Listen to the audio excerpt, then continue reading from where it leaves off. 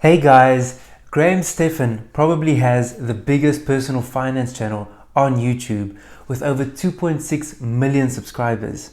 And he recently did a video where he gave a review of his investment portfolio of over $13 million, which is really impressive for somebody that's just 30 years old. There's definitely a lot that we can learn from Graham as we work towards achieving financial freedom.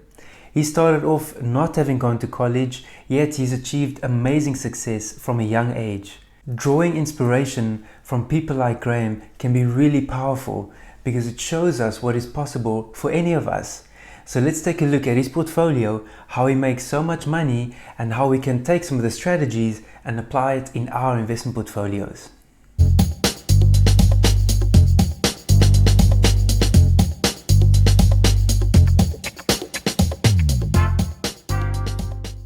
So a bit more about Graham Stephan.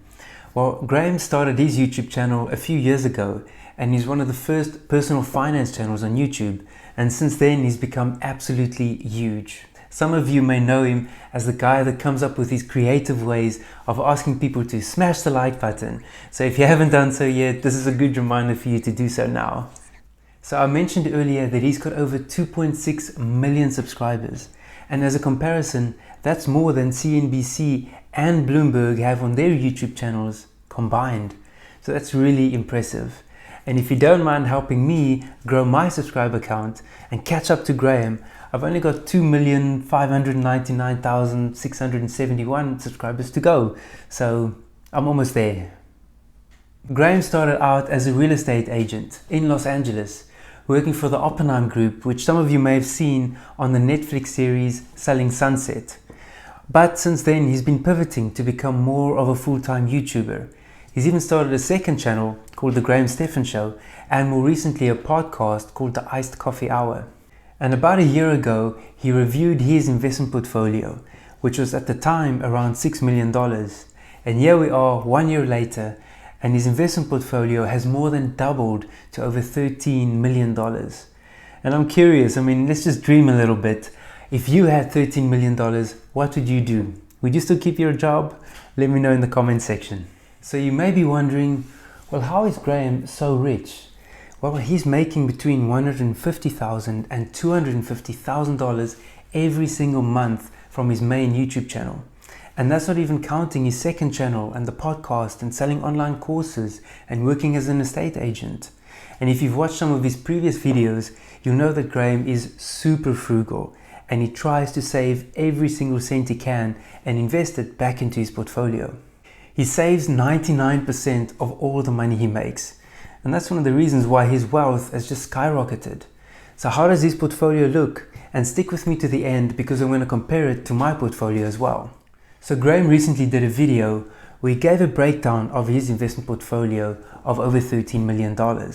So I've gone through that and put it all together so I can show you how he has split his portfolio. And if you're interested to watch the original video, I've included a link down in the description. So unsurprisingly, since Graham is a real estate agent, he has a large portion of his wealth invested in real estate.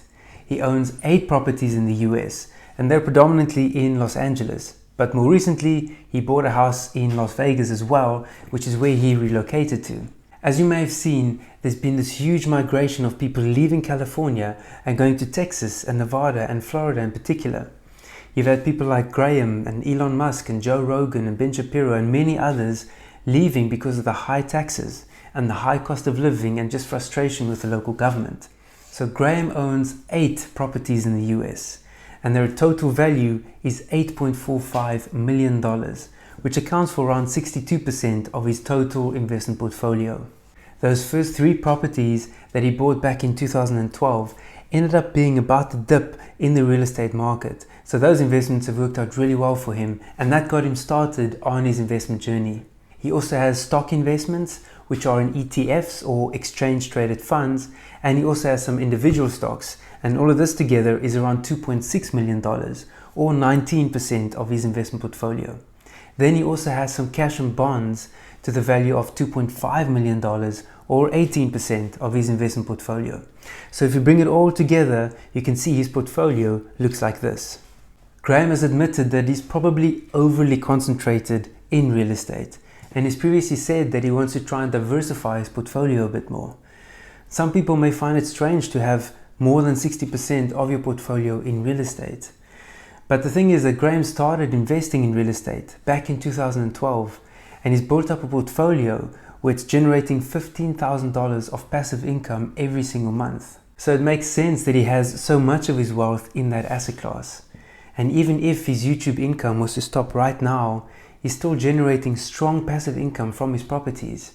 Never mind the money he's making from online courses and working as an estate agent. So Graham is in a really strong position, and I think he probably considers himself to be financially free.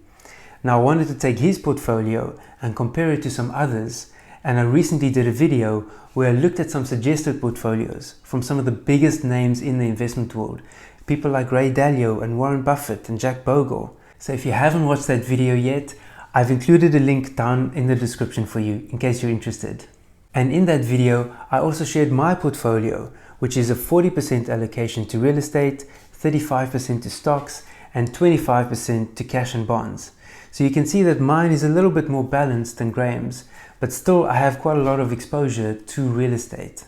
But the thing is that neither of these portfolios are wrong, even though they have a lot of allocation to real estate. Your portfolio really needs to be driven by your personal needs and your individual investment objectives. What's right for me and what's right for Graham might not be right for you, but it's still interesting to have a look at what these wealthy guys are doing with their money and see what we can use in our investment portfolios. So that's it for the video today, guys. I hope you found it interesting and useful, and if it was, make sure you hit the like and subscribe buttons. You can also follow me on Instagram. Here is my handle, and I'll see you next time.